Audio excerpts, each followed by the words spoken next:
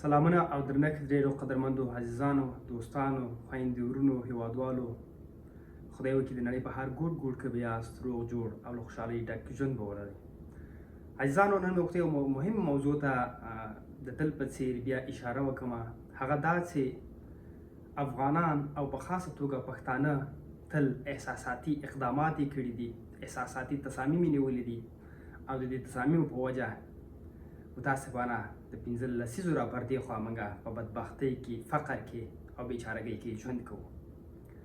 زما له ټولو هغه افغانانو څخه او په خاصه توګه له پښتنو څخه دا هیله دا خواهش ده چې احساساتي تصامیم نه نیسئ د 15 لسیزو راپردې خوا د ژبې په نامه د سمت په نامه او د قم په نامه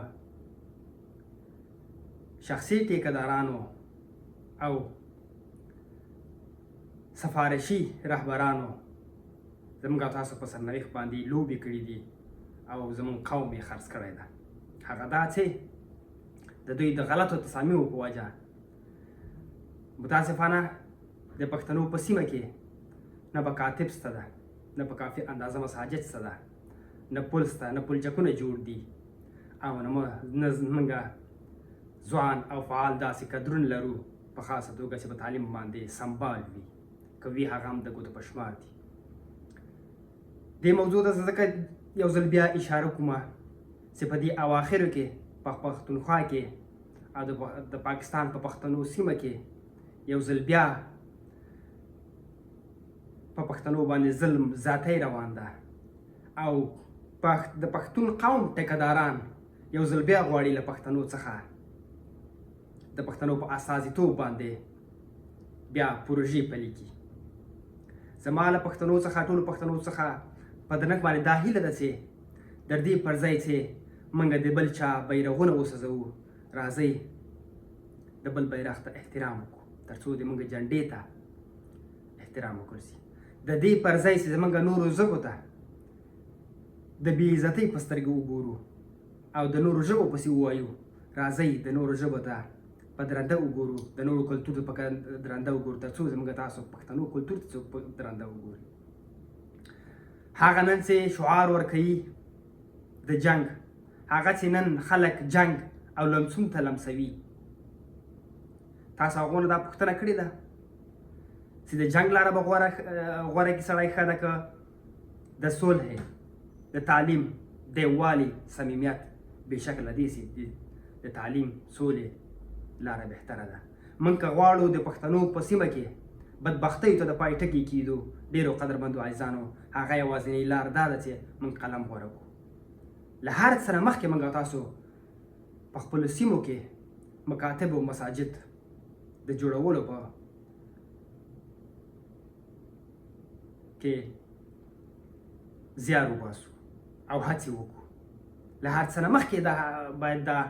کار وکړو چې خپل تنکي ماشومان له درس او تعلیم څخه محروم پاتې نشي متاسفانه د پښتنو په سیمه کې اکثریته له تعلیم تحصیل څخه بې برخې دي او دې کې 98% د خپله د پښتنو لاس ده د پښتنو مشرانو لاس ده په لوی لاس دا غواړي د پښتنو ماشومان تعلیم او تحصیل څخه محروم پاتې شي ولې په دې که د پښتنو ماشومان د پښتنو ځوانان له تعلیم څخه محروم پاتې شي دوی له دې نه ناوړه استفاده کوي او دوی د خپلو هغه شخصي ګټو په پار باندې د شخصي ګټو په خاطر باندې دوی لوبولی شي هم برعکس که د پښتنو ماشومان که د پښتو تنکي ځوانان که د پښتنو نسل په تعلیم او تحصیل باندې ورغول شي هغه په نړۍ کې له خپلو حقوقو څخه په مشروع توګه دفاع کولی شي اما متاسفانه پښتنو په داسې شرایطو کې د پښتنو مشرانو د پښتنو تعلیم په خاطر باندې هلې ځلې تر اوسه نه دي کړي زما له ټولو عزیزانو څخه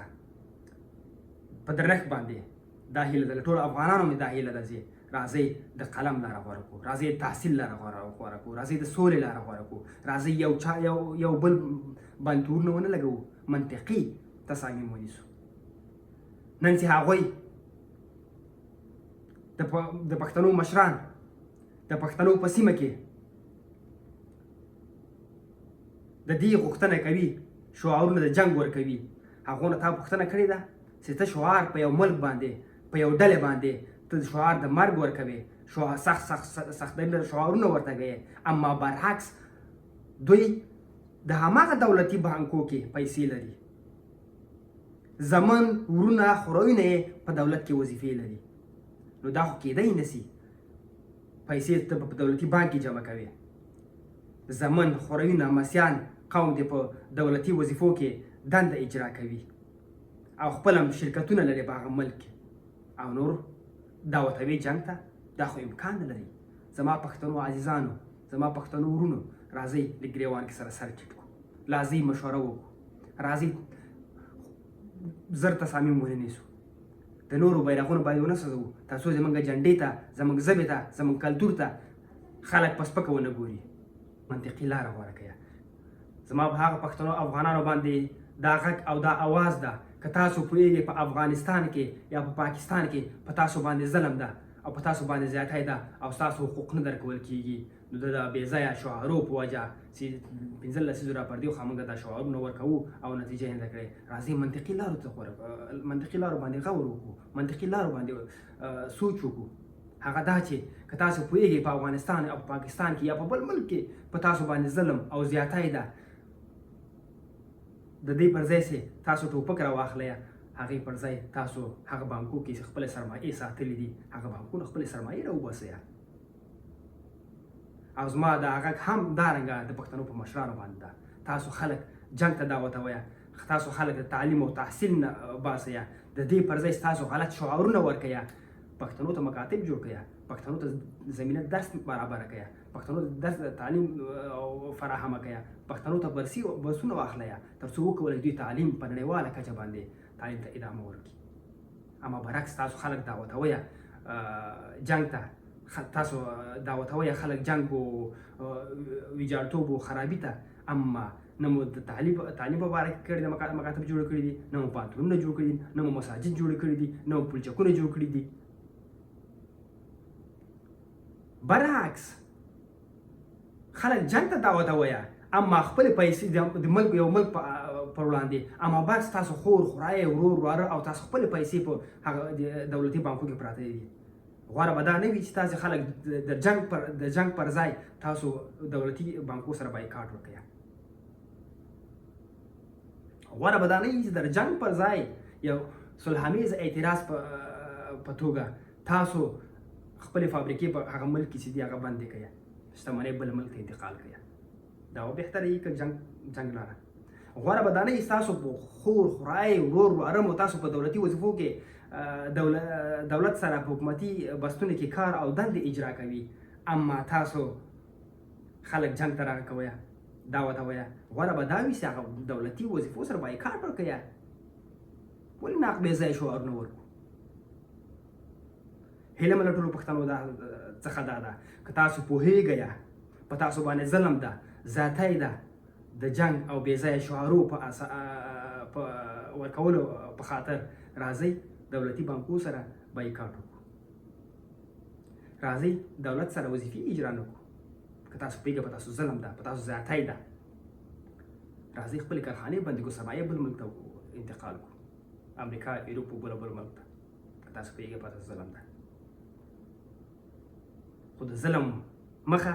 موږ په قلم نیولی سو په منطق نیولی سو په احساساتي لوبه یې نسو نیولی د ظلم مخه موږ هغه وخت کې نیولی سو چې موږ ځوان نسلونه ماشومان مکاتب او ځوان نسلونه